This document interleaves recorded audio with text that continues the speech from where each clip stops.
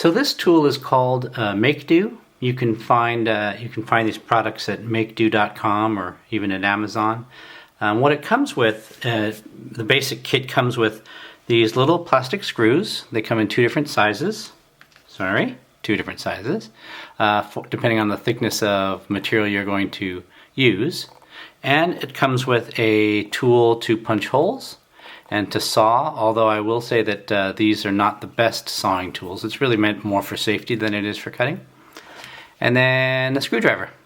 So we'll show you how this works. So let's just say you had two pieces of cardboard that you wanted to put together such that they're connected, and then possibly you may make them that you want them to move, or maybe you just want them to be stuck together and without using glue or tape. And so what this does is it allows you to, let's say, take a mark that you've created previously to where you wanted to punch a hole. Use your punch tool. Just punch right through there. Okay. And you have a second piece. You've also marked that off. Okay, and you put a hole through that as well. And so now with these two pieces, I can line up the holes. I can take one of my screws. I'll get it started there with just my hands, but then if I take the screwdriver, put it inside, and I can begin to, see if I can get this focused here, I can begin to screw into both pieces.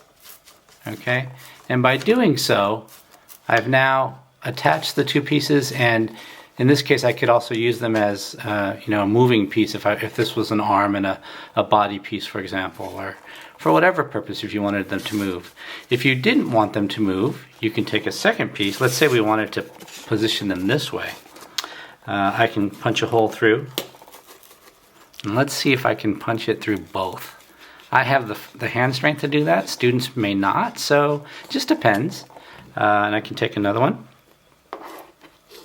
and I can put this in as well. And I can feel it coming through the back, so right there, yeah.